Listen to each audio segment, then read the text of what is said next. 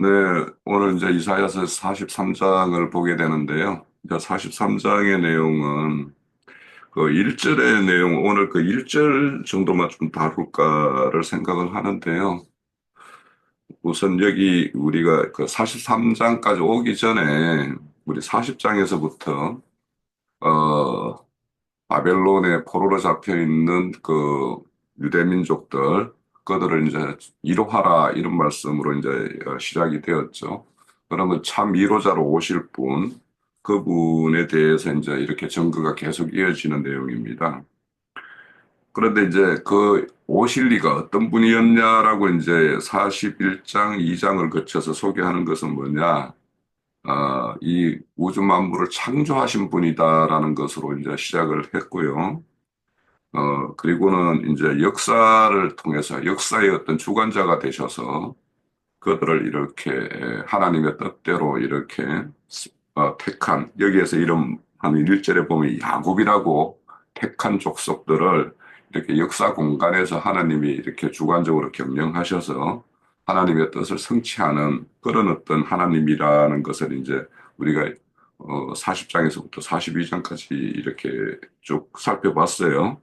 그런데 그것을 이제 43장 1절의 한 절로 거의 압축을 하고 있는 말씀이라고 볼 수가 있어요. 그래서 1절에 보면 야곱아 너를 창조하신, 그래서 창조하셨다라는 말씀이 나오고, 또 이스라엘아 너를 지으신 이가 말씀하시느니라, 이렇게 두 가지로 말씀을 해요. 그러면 한 구절에 야곱이라는 그 한 사람을 야곱이라는 이름과 이스라엘이라는 이름으로 이렇게 두 이름으로 이렇게 호칭을 하고, 야곱은 창조했다라고 하고 이스라엘은 지었다 이렇게 표현을 해요. 그래서 이제 여기에 이제 담겨져 있는 것이 우리가 이제 어떤 구속사적인 그 의미를 이제 새겨보면 참 강금이하다라는 생각을 좀 했어요. 그래서 우선은 우리가 여기에서 두 사람, 한 사람이면서 두 이름을 가진 인물, 그래서 야곱이라는 그 첫 창조에 의해서 이렇게 나음을 받은 자, 그 야곱, 그 야곱이라는 뜻은 우리가 다 알다시피 속이는 자 이런 뜻이죠. 그런 어떤 야곱을 하나님의 어떤 이 역사, 이 우주 만물을 경영하는 이 가운데 이스라엘이라는 새 이름을 가진 자로 이렇게 창조하는 과정에 대해서 그것을 이제 말을 하고자 하는 것이 이제 그 43장 1절이에요. 그래서 우리가 이제 그 우선 우리 오늘은 이제 1절만 볼 건데 7절에 한번 보세요. 43장 7절에 보면 내 이름으로 불려지는 모든 자, 곧 내가 내 영광을 위해서 창조한 자라 하라. 그를 내가 지었고 그를 내가 만들었다. 이렇게 말씀을 해요. 그러니까 여기에 창조라는 말과 지었다는 말과 만들었다는 말이 다 나오는데 이게 그 창세기 1장과 2장에 걸쳐서 다 나오는 등장하는 인물이에요. 그 단어예요. 그래서 하나님이 이 우주 만물을 경영하면서 첫 창조에 속한 자를 새 창조에 이렇게 참여시켜서 그래서 온전한 어떤 하나님의 건속으로 이렇게 이끄는 그런 것이 이제 이 내용에 다 들어있는 거예요, 이 용어에. 그래서 우리가 알다시피 창조라는 단어, 이 바라라고 해요. 이거는 무에서 유를 이렇게 없는 것을 있게 하시는, 그래서 이 역사 공간에 없는 것을 있게 하시는 어떤 그 일에 대해서 이렇게 말을 할 때 이 창조라는 말을 하고, 이 지었다라고 하는 야차르라는 말은 여기 이스라엘아 너를 지으신 이렇게 말을 하죠. 지었다라는 것은 이 역사 공간에서 새 창조에 의해서 새로운 어떤 그런 어떤 인물로 이렇게 만드는 그런 것을 말하고, 여기 이제 그 1절에는 등장 안 하지만 7절에 내가 만들었다라고 하는 만들었다라는 말은 히브리어로 아사라고 해요. 아사. 그래서 이 말은 하나님이 이 역사 공간을 이렇게 역사 공간에서 하나님이 주관적으로 일을 하시는 어떤 측면, 그런 용어예요. 그러니까 창조와 아사라는 걸 통해서 이 야차라라는 그런 어떤 형상으로 이렇게 드러나는 모양인데, 이 야차라는 단어를 좀 더 이해하려면 그 뒤에 44장으로 가보세요. 44장 그 9절에서 11절까지만 한번 12절까지 볼게요. 여기 보면은 우상을 만드는 자는 다 허망하였도다. 그들이 원하는 것들은 무익한 것이거늘 그들이 중인들을 보지도 못하며 알지도 못하며 정인들이죠. 정인들을 보지도 못하며 알지도 못하니 그러므로 수치를 당하느니라. 신상을 만들며 여기에 다 만든다라는 말을 이렇게 쓰고 있는데 이게 실질적으로는 여기 지었다라는 야차르 단어예요. 실질적 이렇게 그러니까 번역상에 우리 말을 번역할 때 이렇게 좀 혼동되게 이렇게 쓰고 있어요. 그러니까 그렇고 보라 내가 그들의 무리들이 다 수치를 당할 것이라 대장장이 들은 사람일 뿐이라 그들이 다 모여서 서서 두려워하며 함께 수치를 당할 것이라. 12절 철공은 철로 연장을 만들고 숯불로 일하며 망치를 가지고 그들을 만들며 그 힘센 팔로 그 일을 하나 배가 고프면 기운이 없고 물을 마시지 아니하면 피곤하니라. 그러니까 이렇게 사람들이 하는 이렇게 만드는 어떤 우상 이런 것들을 결국에는 철로 만들든 뭘로 만들든지 해가지고 만들더라도 형상과 모양의 어떤 그 결과물이 나타나죠. 그죠? 그런 것을 야차르라고 해요. 그래서 이제 우리가 어, 지었다라는 말과 만들었다라는 말과 창조라는 말을 조금 이제 이해를 잘 가지셔야지 애창조와 새창조라는 것 그것을 구분을 할 수가 있어요. 그래서 이제 실질적으로 바벨론 포로로 이렇게 하나님의 백성을 이렇게 보내는 것들도 이런 어떤 짓는 과정의 한 음, 일이라는 거죠. 그런 이해를 가지셔야 돼요. 그래서 이제 야곱아, 네가 지금 그런 어떤 바벨론의 포로가 되어서 힘겨운 어떤 시간을 보내지만 이것이 하나님은 하나님의 온전함을 이렇게 이룰 그런 창조의 어떤 성과물을 이렇게 최종 얻기 위해서 하는 어떤 하나의 과정이다라고 이렇게 이것도 하나의 하나님이 이제 격려하는 거죠. 그러니까 그들은 왜냐하면 하나님이 우리를 버렸구나. 하나님이 우리를 돌보지 않는구나. 이런 생각을 하는데 실제 그렇지 않다라고 하는 거죠.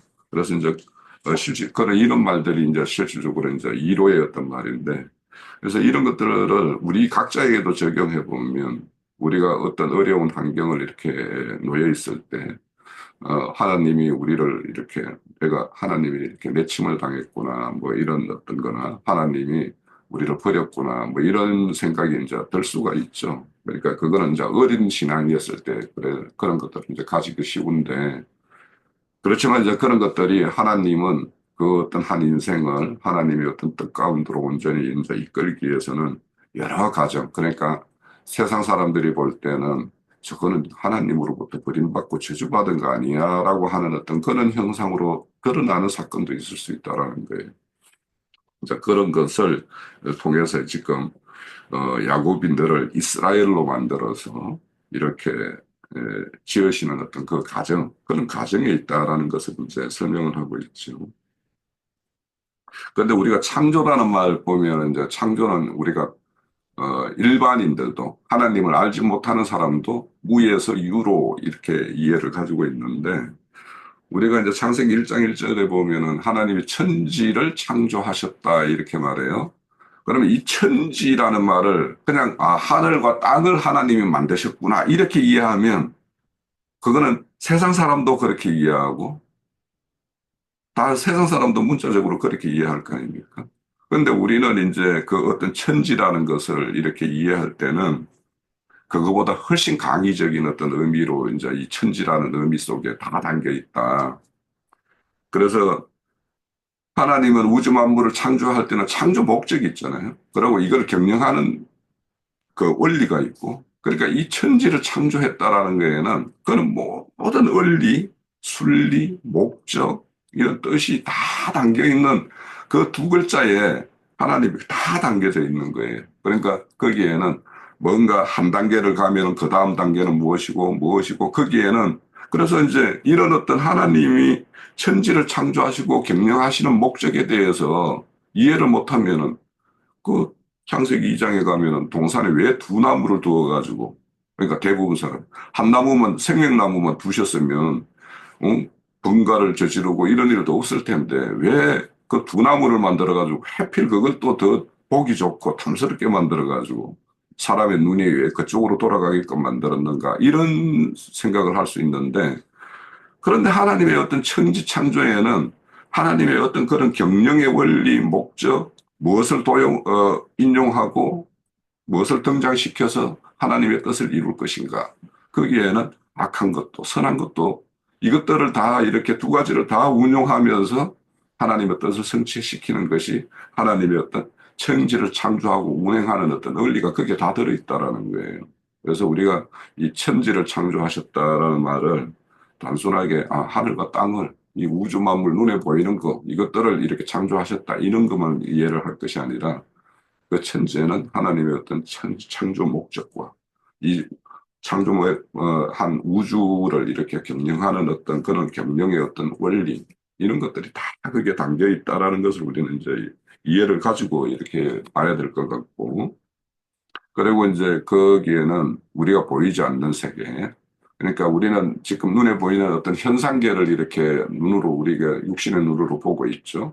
그런데 이거는 우리가 항상 이제 히브리서에 보면 뭐 보이는 것은 보이지 않는 것으로 말미암았다라는 말씀을 하잖아요. 그러면 눈에 보이는 세계가 있고, 그러면 이것이 있게 하시는 눈에 보이지 않는 그 이면의 세계가 이제 있다라는 거예요. 그런 것들도 이제 우리가 생각을 해보면 성경에서 밝히고 있는 것은 이 현상계가 있는가 하면 사후 세계. 그러니까 거기에는 땅과 땅 아래와 또 이렇게 하늘이라고 이렇게 비교하는데 그러니까 현상계와 사후세계와 영원한 천상계와 이런 것들을 우리가 그 상계라고 이야기하는데 이런 것까지도 다 천지창조에는 다 들어있는 거예요. 그러니까 그런 것들이 다 들어있는 것이 하나님이 어떤 창조의 어떤 그런 테두리 안에 다 드는 것이지 그냥 우리가 눈에 보이는 하늘과 땅 이런 개념은 그런 협소한 개념을 가지고 있으면 그거는 하나님의 어떤 온전한 이 우주 경영의 어떤 원리 이런 거에 대해서 우리가 좀 이해가 부족한 것이 되니까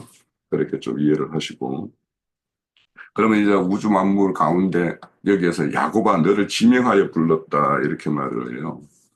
그래서 그러면 야곱이라는 그 사람은 이삭의 허리에 있는 그 생명의 씨가 모태인 리브가의 어떤 태에다가 이렇게 옮겨져서 실질적으로 이제 야곱이라는 어떤 한 모양을 갖춘 그런 인물이 이 역사 공간에 이렇게 태어났죠. 그러면 이제 이런 어떤 첫째 창조가 있고, 첫째 낳음이 있고, 둘째 낳음이라는 것은 이 역사 공간이라는 것, 이 물질계, 이 모든 것이 하나의 모태라고 보셔야 돼요. 이것이 하나의 하나님의 작업장이에요. 대장간이고 토기장이라고 이야기하기도 하고 해요. 그러면 그분은 이 우주 만물의 모든 것들을 등용시켜서 하나님을 야곱이라는 인물을 이스라엘이라는 인물로 이렇게 지어가는 일을 하시는 거죠. 그래서 이제 그런 어떤 개념에서 이렇게 보면 이 우주 자연 만물을 하나의 태고 그래서 거기는 뭐 제가 볼 때는 이제 모태라고 하는 그 개념 중에는 또 그 안에 우주 만물 가운데 교회라는 하나의 또 더 특별한 어떤 처소를 만들어서 거기에서 이 야곱이라는 인물을 이스라엘의 인물로 이렇게 성장 양육시키죠. 그래서 어찌 보면은 모태 가운데서 이제 교회라는 것이 있고 그 우주 만물은 뭐 이렇게 어째 보면 양수라고 애가 이렇게 아이가 모태에서 이렇게 생명을 보존받는 양수라고 이렇게 생각을 하면 좋을 것 같아요. 근데 그 양수에는 그러면 왜 좋은 것만 완전하게 그만 있으면 되지 거기에는 왜 악한 거 어두운 거 막 이런 것들도 있느냐? 그 악하고 어두운 것, 이런 거에 속한 것과 선한 것과 밝은 빛 가운데 있는 것, 이것이 두 가지가 이렇게 운영시켜서 하나님은 항상 빛과 이렇게, 이런 어떤 선한 것, 이런 것 쪽으로 우리를 이끄는 것이 이제 하나님의 뜻이에요. 그래서 이제 이런 것들을, 그러니까 로마서 9장에 보면 이제 여기 야곱이 등장하지만 거기에는 에서와 야곱이 다 등장을 하죠. 그러면서 이제 이 에서와 야곱을 이렇게 하면서 그 뒤에 쭉 그 로마서 9장 하반부에 가면 토기장이를 이렇게 이야기해요. 그래서 토기장이가 귀하게 쓸 그릇과 천이 쓸 그릇을 만들 어떤 끈이 없느냐 이런 말씀을 해요. 근데 하나님은 다 끈은 있죠. 그렇지만 하나님은 다 귀한 그릇을 만들기를 하나, 원하지만 하나님의 어떤 운용과 뜻에 따라서 거기에 부합하면 귀한 그릇이 될 것이고 그렇지 못하면 천한 것으로 또 더 이제 쓸모가 없어지면 깨어지는 어떤 그런 걸로 이렇게 폐기되는 어떤 그런 것이 토기장이가 하는 일이에요. 그러니까 그 하나님이 어떤 주권적으로 일하는 것을 이제 이런 것들을 여호와 증인 같은 경우서 어떻게 하나님이 못 쓸 것, 천한 거, 뭐 이런 것들을 만드시는 하나님이냐 이렇게 생각을 할 거예요. 그렇지만 하나님은 온전한 것을 위해서는 과감하게 나쁜 것들을 이렇게 처리하고 버리는 어떤 이런 것까지도 하시는 것이 하나님의 어떤 공의와 정의라는 것을 우리가 이제 또 이해를 가져야지 하나님의 어떤 그 창조 세계 그것을 이렇게 운영하는 것의 원리에 대해서 우리가 이제 이해를 가질 수 있다라는 생각이 들고요. 그래서 이제 항상 이제 야곱이란 첫 창조에 속한 자가 이스라엘에는 둘째 창조, 새 창조에 참여한 자를 이제 만드는 건데, 이거는 항상 모든 생명은 두 번 나야 된다라는 거예요. 그래서 우리도 어머니라는 모태에서 난 어떤 첫사람이 있고, 교회라는 모태에서 난 새 사람이 이제 우리가 있죠. 그래서 그걸 우리 성경에서는 새 피조물 뭐 이렇게 말씀을 해요. 근데 주님도 그렇죠. 주님도 이 땅에 왔을 때는 첫 번째는 마리아 태를 통해서 이렇게 처녀 태를 통해서 한번 낳고, 그리고 이제 그 마태복음 3장에 가면 세례 요한에게 물 세례를 받으면서 이제 성령이 임하여 그때 내 사랑하는 아들이다 이런 말씀이 나오죠. 그래서 저 주님도 이 땅에 와서는 두 번째 두 번 나는 어떤 모양으로 이렇게 예, 말씀을 기록하고 있어요. 그래서 우리는 어떤 첫 창조의 어떤 산물과 둘째 창조에 의해서 이렇게 새로운 어떤 피조물로 되는 거. 그래서 여기에 이름이 이제 이스라엘이라는 이름은 하나님에게 그 약복강에서 야곱이 그 한 천사를 만나가지고 그 실험하여서 이기는 자라고 이렇게 명명을 한 것이죠. 그래서 새 창조는 이렇게 이기는 자, 그래서 그는 자를 이렇게 짓는 것이 이제 목적이다라는 것을 우리가 이제 알 수가 있어요.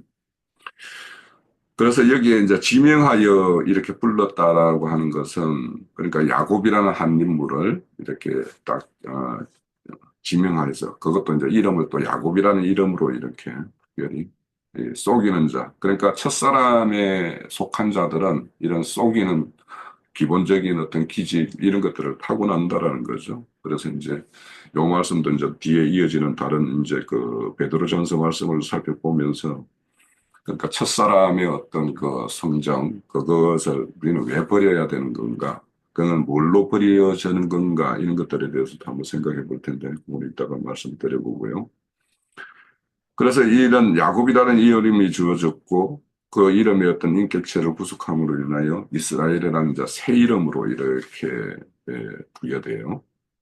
그런데 이제 이스라엘을 우리가 창세기 말씀도 우리가 잘 살펴봤듯이 그런 약복강에서 하나님 그 한 천사와 씨름하여서 이겼을 때 부여받은 그 이스라엘 이름이 그 온전한 어떤 이스라엘로 나아가기 위해서는 하나님이 그 야곱이 바다나람으로 떠나갈 때 그 노정에서 하나님을 만났을 때 그랬죠. 자신을 이제 다시 아버지께로 이렇게 온전하게 돌아오게 하면 자기가 얻은 그 산물의 어떤 얻은 산물의 어떤 10분의 1을 내가 드리겠다. 이렇게 이제 약속을 했죠. 그것이 이제 베델이라는 곳인데, 그래서 이제 야곱이 그렇게 돌아와서는 세겜성에 이제 오래도록 이렇게 머물러 있다가 실질적으로는 거기에서 딸 디나가 이렇게 강간당하는 이런 사건을 통해서 하나님은 왜 베델로 올라가지 않고 세겜에 이렇게 죽치고 앉아 있느냐. 그래서 이제 베델로 올라갈 것을 이제 독촉하기 위해서는 어떤 디나 사건이라는 이런 사건을 통해서 이제 야곱을 다시 이제 이렇게 세워서 베델로 올라가게 해요. 근데 이제 베델로 올라갈 때 보면 이제 자신이 그 가졌던, 자기에 속한 자들이 가졌던 그런 어떤 우상에 대한 어떤 장식품들, 이런 것들을 다 상수리 나무에 묶고, 또, 비로소 자기를 이렇게, 아버지 집에서, 애갓집, 그리 갈 동안에 이렇게 자신을 보호할 유모가 있었죠. 유모가 이제, 같이 그 바다나람으로 갔다가 다시 돌아와서, 비로소 여기 이제 베델 올라가기 전에 이제 유모가 죽어요. 그래서 그 유모까지 이제 떠나보내면서 온전한, 그러니까 자신을 과거에 이렇게 살폈던 그 유모까지 죽어야지만이 이제 완전히 옛사람을 떠나보내는 것이 되죠. 그랬을 때 이제 온전히 이스라엘이라는 이름을 이렇게 가지게 됩니다. 또 여기에서 이제 그렇게 내가 너를 구속하였고라고 하는 이 구속이라는 단어는 우리가 너무도 잘 알죠. 그래서 우리가 이제 우리가 성경은 구속사다, 구속사다 그렇게 이야기해요. 근데 이 구속이라는 이 단어 자체는 첫 번째 창조되었을 때 그 창조주인 그 어떤 창조주라면 이제 주인 되시는 분이죠. 그 주인을 떠났다라는 것이 전제가 되어 있을 때 이 구속이 필요한 거예요. 그러니까 이 하나님이 야곱이라는 어떤 인물을 구속했다라고 하는 것은 그가 어, 첫사람 그 아담이 선악과를 먹고 하나님으로부터 이렇게 영광을 보지 못하는 그래서 이제 쫓겨나는 어떤 그런 일을 당했죠. 그래서 이 야곱 역시 그런 어떤 가정이 있다라는 거죠. 그래서 결국에는 그가 떠났기 때문에 무엇에 팔려갔기 때문에 다시 그것을 원상 회복시키기 위해서는 그 몸값을 지불을 해야 되는 거예요. 그래서 몸값을 그러니까 여기에서는 이제 어떤 세상 신에게 팔려갔던 뭔가 우상에게 팔려갔던 그런 어떤 상태에 있을 때 그는 뭐나 그의 어떤 몸값이 그에게 있다라는 거죠. 세상 신이나 그에게. 그런데 그에서 풀려나서, 하기 위해서는 그 몸값을 지불을 해야 돼요. 그래서 그 구속이라는 것은 너의 몸값을 지불하고 네가 누군가에 지금 잡혀 있는 거에서 이렇게 풀어내는 거, 해방시키는 거. 이것이 이제 구속이에요.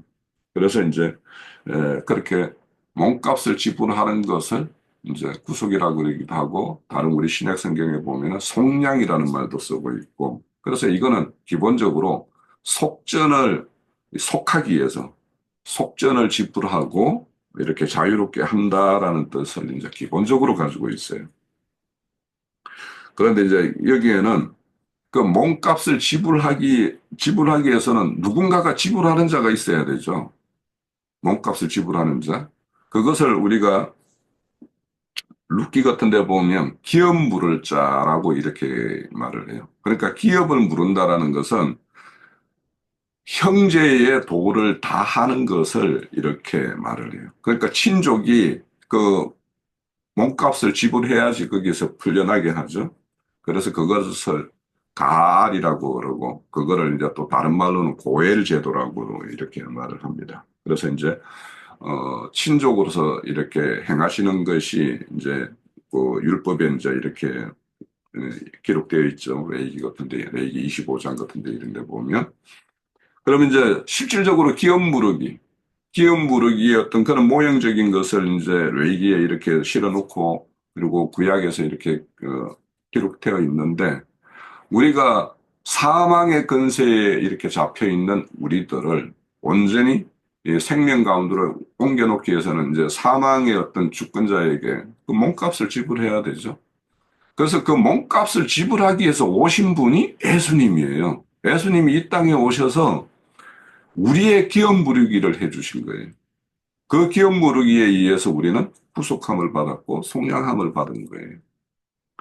그래서 우리가 그런 어떤 이 구속이라는 단어도 그렇게 좀 이해를 가져야지, 예수님이 이 땅에 오셔서 우리의 대속 이렇게 하는데 그 대속이라는 것이 구약에서는 어떻게 기록되었던 것이 그것이 온전한 대속을 위해서 죄 없으시는 예수님이 오셔서 그, 그분의 어떤 생명의 어떤 피값을 이렇게 지불함으로 인해서 우리가 이렇게 자유자가 되었구나라는 것을 이제 알 수가 있어요. 자, 여기에서 이제 지명하여 불렀다라는 것을 우리가 이제 그 좀 이해를 가지려면, 어, 우선은 이제 출애굽기, 어차피 출애굽기를 좀 보려고 그러니까 출애굽기 6장 6절을 한번 보세요.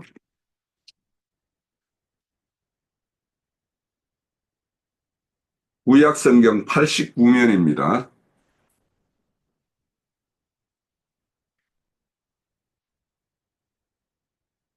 5절에서 7절까지만 좀 읽어볼게요.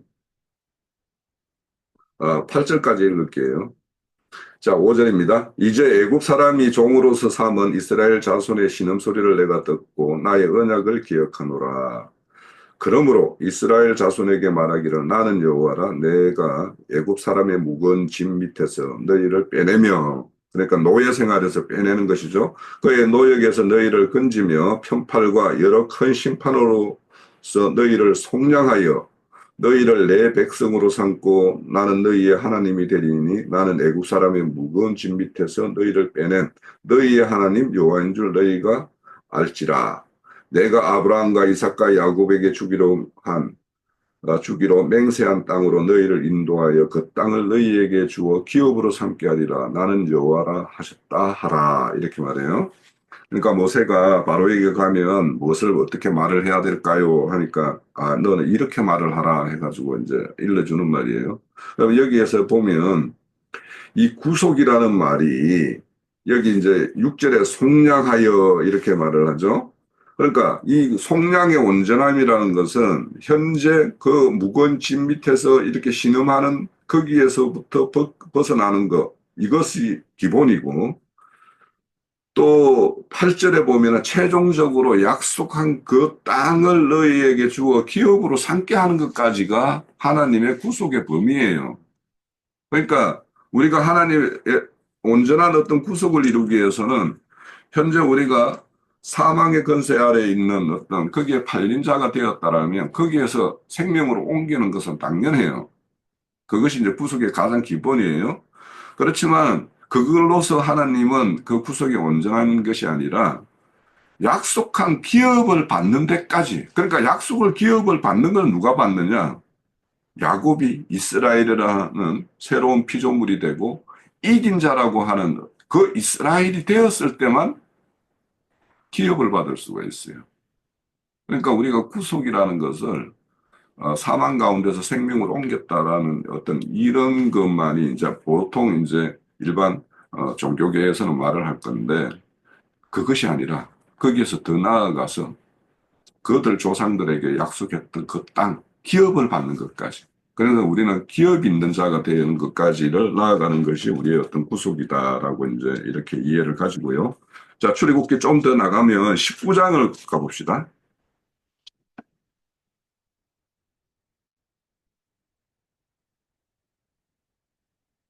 19장의 5절에서부터 볼게요. 구약 성경 110면이네요. 자, 5절에 보면 세계가 다 내게 속하였나니 너희는 내 말을 잘 듣고 내 언약을 지키면 너희는 모든 민족 중에서 내 소유가 되겠고라고 했어요. 그러니까 모든 민족, 이 우주 만물의 모든 것은 하나님께 다 속해 있어요. 그 중에서도 어떤 민족을 일으키고 이렇게 하는 많은 열방이 있죠. 그 열방 중에서도 그 이스라엘이라는 한 민족을 이렇게 택하여 이렇게 했다라는 것은 여기에서 야곱을 지명하여 이렇게 불렀다라는 것과 똑같아요.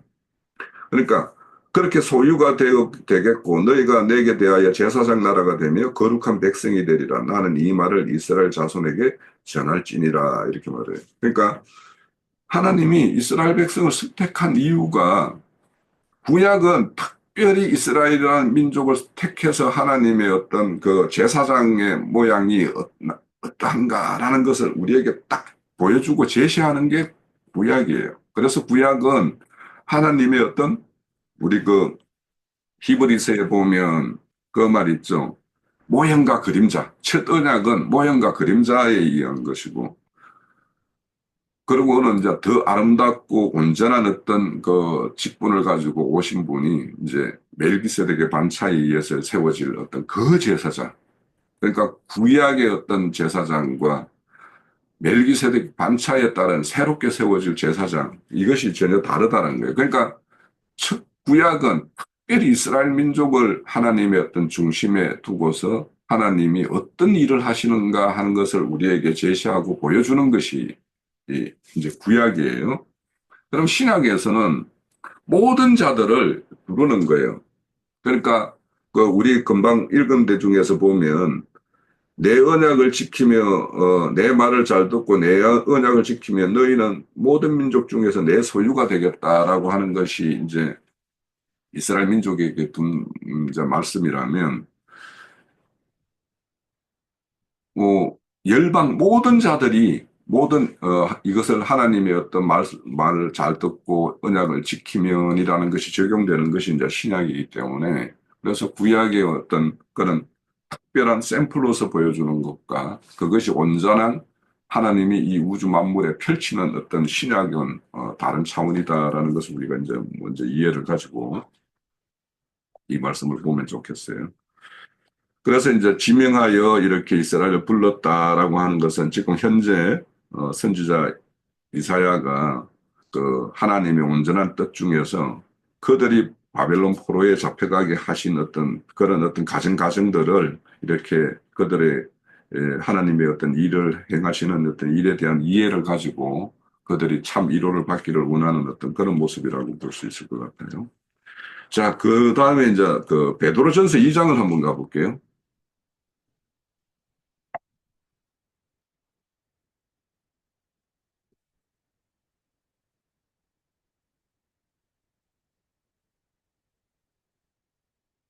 베드로전서 2장에 보면 이제 첫 절에 보면 신약 성경 378면입니다.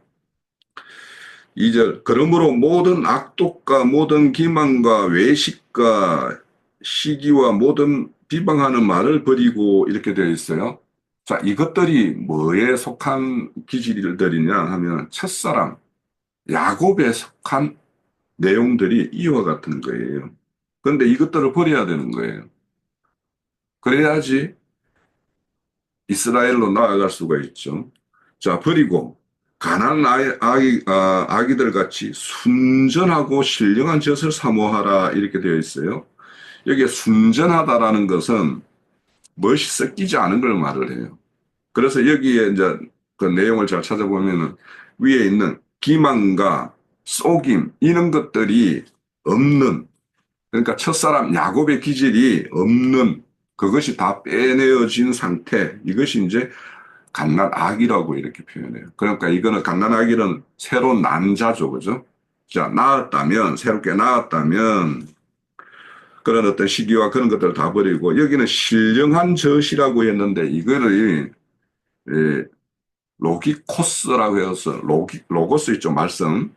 그래서 여기는 말씀에, 예, 신령한 젖을, 말씀의 젖을, 이렇게, 영적인 젖을, 이렇게 번역하는 거죠. 다른 데에서는 다 이렇게, 어, 말씀의 영적의 어떤 이런 어떤 의미로 번역을 하는데 여기는 또 신령한이라고 이렇게 번역을 했어요. 그 밑에 보면 5절에도 신령한 뭐 이렇게 많이 나오는데 사실은 단어가 달라요. 이 5절에 신령하다라는 것과 2절에 신령한 것은 단어가 달라요. 그래서 밑에 신령한 것은 진짜 일반 푸뉴마티코스라 해서 영적인 이런 뜻이라면 여기에는 제가 메모를 했는데 로기코스라고 해가지고 말씀의 이런 뜻이에요. 그러니까 이런 어떤 갓난아이가 말씀의 젖을 이렇게 사모하고 이렇게 갈급함을 가지고 있을 때 그것이 공급되어서 너희를 구원에 이르도록 자라게 한다 이렇게 말해요. 그러니까 구속함이라는 것은 거듭났어요. 그래서 어떤 뭔가로부터 잡혀 있는 거에서 벗어났어요. 그래서 해방을 받았어요. 그러면 거기서부터 새롭게 이제는 새 생명이 자라야 되는 거예요. 그래서 자라서 장성한 분량에 이르러서 이기는 자가 되었을 때 아까 구속의 온전함이라는 것은 기업까지 받는 것이라고 그랬는데 기업을 받는 거예요. 자, 그렇게 해서 쭉 이어지는 말씀이 이제 5절에 볼게요. 산돌과 같이 신령한 집을 이렇게 잘하는 것을 말을 하고 있고, 계속 읽어야 되겠다, 그냥. 3절, 너희는 주의 인자하심을 맛보았으면 그리하라. 사람에게는 버림받되었으나 하나님께는 택하심을 입은 보배로운 산돌이신 예수께 나아가 너희가 산돌같이 신령한 집으로 세워지고, 그러니까 각자가 잘하는 면이 있죠. 분명히 잘해야 돼요. 잘해야 되고, 그 잘함이 다시는 뭐냐면 신령한 집으로 지어져야 되는 거예요. 그러니까 각자의 자랑과 교회라는 하나님의 어떤 집으로 이렇게 신령함으로 지어짐이 이렇게 연결되어야지 이 하나님이 구속하시고 그를 지명하여 불러서 이렇게 이루고자 하는 뜻이 이제 성취되는 거예요. 세워지고 예수 그리스도로 말미암아 하나님이 기쁘게 받으실 신령한 제사를 드릴 거룩한 제사장이 될지니라. 성경에 기록되었으되 보라 내가 택한 보배로운 모퉁이 돌을 시온에 두노니 그는 믿는 자는 부끄러움을 당하지 아니하리라 하였으니 그러므로 너희에게는 보배이나 믿지 않는 자에게는 건축자의 돌이 모퉁이 머릿돌이 되고 또 부딪히는 돌과 걸려 넘어지게 하는 바위가 되었다. 그러니까 이런 어떤 그 신령한 그 자람이나 신령한 집으로 이렇게 세워지는 것이나 이런 것들은 그 시온산에 둔 그 한 돌, 그 돌을 보배로서 간직한 자만이 이렇게 지어질 수 있다라는 거예요. 그런데 이제 그 신령한 한 돌이 어떤 자에게는 걸리고 넘어지는 돌이 되지만 어떤 자에게는 보배가 된다라는 거예요. 그러니까 그 당시 예수님이 이 땅에 왔을 때 예수님의 제자와 그 베다니 마을에 있는 마리아와 마르다 그 자매들에게는 신령한 보배가 되었기 때문에 그들은 온전히 생명의 자랑과 교회의 어떤 건축의 돌이 이렇게 쓰임이 되었지만 그 당시 유대교 종교 지도자들, 유대교에 심취되어 있는 자들, 그런 자들에게는 다 걸려 넘어져 가지고 그들은 이렇게 망하게 되었죠. 자, 9절을 볼게요. 그러나 너희는 택하신 족속의 왕 같은 제사장이요 거룩한 나라요 그의 소유된 백성이다. 그래서 이런 어떤 오늘 이렇게 1절에 보면은 너는 내 것이라 이렇게 소유를 이렇게 주장하고 계시죠. 그러면 이런 어떤 소유의 어떤 걸로 하나님의 어떤 온전한 소유가 되려면 우리가 지금 말씀 본 대로 버려야 될 게 있죠. 그러니까 악독과 시기와 2장 1절에 베드로전서 2장 1절에 있는 것들을 다 버려야 되고 이제 새롭게 태어났으면 말씀의 젖을 먹어서 각자가 자라야 되고 그것이 교회로 건축되어야 되고 자, 그런 자에게 뭐냐 왕 같은 제사장이 된다. 그러니까 하나님은 우리를 불러서 출애굽기 9장에서 많은 모든 민족이 나에 속했지만 내가 너를 특별히 지명하여 불러서 나의 소유가 되고 너를 거룩한 제사장 나라를 세우겠다라는 것이 세상 애굽에서 불러낸 그 목적이었죠. 그것이 성취되는 것은 베드로전서 2장의 이 말씀의 어떤 과정을 거쳐서 온전한 제사장이 되는 거예요. 그러니까 우리는 하나님의 어떤 구속함을 받았더라면 이 구속은 단순히 어떤 죄의 종에서 이렇게 예수님이 보혈의 피값을 지불하여서 해방시켰고 이렇게만 알면 그거는 이제 어떤 교리적으로는 맞는 말이지만 실질적으로는 베드로 사도가 말하는 이 과정을 거쳐야지 우리가 온전한 제사장이 될 수 있고 하나님의 온전한 소유가 될 수 있고 기업이 있는 자가 될 수 있다는 거예요. 그래서 아무튼 그러나 이제 하나님의 어떤 구속이라는 거 없이는 우리 불의한 자가 어려운 자가 될 수는 없는 거예요. 그래서 가장 토대는 예수님이 이제 십자가에 죽으심으로 우리의 어떤 죄값을 지불하심으로 우리가 그 죄로부터 해방받을 수 있는 어떤 그런 것들이 우리의 모든 그 토대이고 거기에 그래서 십자가는 우리의 모든 구속의 시작 출발점이지 그것이 완성이 아니다라는 거죠. 그런데 일반 종교계에는 십자가에도 그 십자가에 이렇게 머물러 있는 어떤 그런 모습을 보면 하나님의 어떤 구속사가 얼마나 이렇게 왜곡되어 있고 부분적인가라는 것을 우리가 알 수가 있어요. 그래서 우리는 하나님이 이제 앞서서 우리 창조하셨고, 또 역사의 주관자로서 역사를 경영하면서 하나님의 온전함을 이렇게 이루어가는 것을 이렇게 말했는데, 그래서 하나님은 이 우주 공간을 하나님의 어떤 작업실, 대장간이라고 이렇게 생각을 해도 좋겠고, 토기를 굽는 뭐 토기 이 그런 작업장이라고 해도 될 거예요. 그래서 이제 이런 것들을 알아야지 앞서서 이제 잠깐 언급했던 에덴 동산에는 왜 두 나무를 두셨고, 그래서는 최종적으로는 그것도 동산에 왜 신령한 하나님의 그 어떤 그 터전에 뱀이 넘어오게 해서 뱀이 이렇게 이화를 이렇게 속여서 그렇게 선악을 하는 지식나무 열매를 먹게 했는가. 그래서 우리가 이렇게 말씀을 이런 어떤 그런 하나님의 어떤 그 창조 목적과 어떤 하나님의 경영 이런 어떤 모든 것을 알지 못하면 이게 뭐냐 그냥 교리적으로 아는 어떤 지식이 되어 가지고 그러면 그 지식에 머물러 있으면 바로 에덴 동산에 있는 선악과를 먹는 것과 똑같아요. 그래서 우리가 이 지식을 넘어서 이제 생명이 되기 위해서는 하나님의 어떤 모든 것들, 그래서 천지를 창조하셨다라는 그 천지 가운데는 하나님의 목적과 뜻과 그 뜻을 이루어가는 어떤 과정, 그런 단계, 모든 것이 그 안에는 다 하나님의 어떤 계획은 그 안에 다 들어있다라는 것을 우리는 이제 그렇게 알아야지 하나님의 어떤 창조주 하나님, 그리고는 우주를 경영하는 일, 그런 것으로 우리가 좀 이해를 할 수 있을 것 같아요.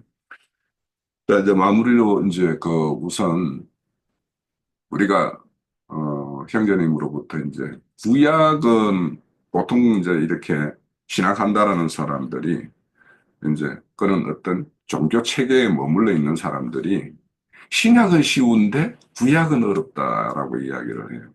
그런데 저도 이제 한동안은 그건 말이 안 된다라고 할 때, 형제님이 말을 할 때, 그게 한동안은 이해가 안 됐어요. 신약은 뭐 읽으면은 그 내용이 뭔지 우리가 쉽게 이렇게 좀 이렇게 와닿는데, 구약은 무슨 절차 막 이런 것들을 이야기하니까 참 그 어렵고 우리하고는 이제 생경한 어떤 그런 어떤 생활 환경이죠.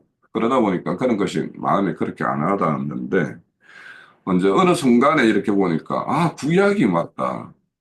구약이라는 내용을 이해하지 못하고 신약을 읽으면 이거는 다 문자로 돌아가 가지고 문자 그대로 그냥 이해해서 그래서 그 힌두교의 아주 유명한 비폭력 저항가인 간디 같은 사람은 아침에 집을 나가기 전에 산상수훈을 한번 쭉 일독을 하고 항상 집 밖으로 나갔다라는 거예요. 그러면 그 사람들이 산상수훈을 어떻게 읽었겠어요? 뭐 엠밤을 치면 오른밤을 대주고 뭐 오리를 가자 하면 십리를 가주는 막 이런 어떤 문자적으로 이해해가지고 어떤 그 선의로서 이렇게 살아가는 어떤 방식으로 이렇게 채택을 했을 거 아닙니까? 그죠? 그러니까 그런 것들을 보면 이제 그런 사람도 있고 한동안에는 이제 그 어떤 여자 여성이 실질적으로는 산상수훈이라는 영화를 만들어 가지고 이렇게 개봉을 한 적도 있어요. 그럼 그런 사람들이 이 산상수훈을 어떻게 이해했겠냐라는 거죠. 그래서 뭐 어제도 보니까 형제님 뭐 이런 어떤 문자에 잡혀 있는 것과 하나님의 뜻을 온전히 헤아리는 어떤 그런 것에 대해서 이제 비유로 이렇게 어제 그 강의 말씀을 이렇게 저는 이제 실제 그 시간에는 참여를 못 했는데 네, 그 이후에 이제 그 유튜브를 통해서 들으면서 그런 거예요. 그래서 우리가 지금 구약의 야곱이라는 그 한 인물을 불러서 이스라엘 12지파를 이루고 그 12지파의 그 이스라엘 민족을 통해서 하나님이 구속사는 어떤 것인가 하는 것을 보여준 것이 이제 구약이에요. 그러면 그것이 온전히 이제 하나님의 하늘에서 이루어진 뜻이 땅에서 이루어지는 것이 펼쳐지는 것은 뭐냐면 신약부터예요. 그래서 신약의 어떤 한 구절 한 구절의 내용을 이제 거기에 담겨 있는 의미를 이렇게 후속사적인 어떤 의미로 이렇게 우리가 이해하고 그런 이해를 가지려면 구약을 모르면 그 신약의 어떤 한 구절에 담겨 있는 뜻을 헤아리기 참 어렵구나. 그래서 그것을 잘못 오해하면 로마서 9장에 예수와 야곱이라는 인물 등장했을 때 이게 그게 그걸 기록되어 있는 내용으로 보면 선택과 유기처럼 딱 그렇게 기록이 되어 있어요. 그런데 그것이 하나님의 어떤 뜻, 출애굽기에 보면은 모든 족속이 내가 속하였지만 이스라엘 너희들을 내가 특별히 나의 소유로 이렇게 불렀다라는 거, 제사장 나라로 세우기 위해서 그것은 하나의 샘플이고 모든 열방에게 모든 길이 열리는 어떤 그것이 하나님의 온전한 뜻이기 때문에 그래서 하나님은 그 열방 모든 민족 중에서 특히 하나님의 어떤 부름에 응답되어서 하나님의 어떤 그런 역사의 주관 가운데 이렇게 들어온 그 자들에 대해서 그들을 온전하게 이루어서 오늘 야곱이라는 인물을 이스라엘 인물로 이렇게 짓는 이야기. 이것이 이제 사실은 구속사고. 그래서 앞으로 이제 43장 이후, 그러니까 40장에서부터 그 이후에 그 오실리가 하는 일이 뭐 어떤 일이냐라는 것은 43장 1절에 다 들어있어요. 내가 야곱 같은 인물이었는데 이스라엘이라는 하나님의 기업을 이을 자, 기업을 받을 자, 이런 자로 이렇게 이끄시는 것이 하나님의 어떤 그 오실리가 하실 일이다라는 것을 그 43장 1절에 모두 다 들어있다라고 생각이 되어서 그냥 1절에 대해서 좀 많은 말씀을 주었어요.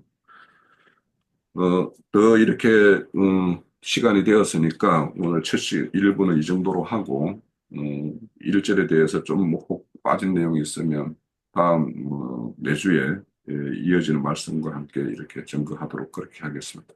자, 1부를 마칩니다.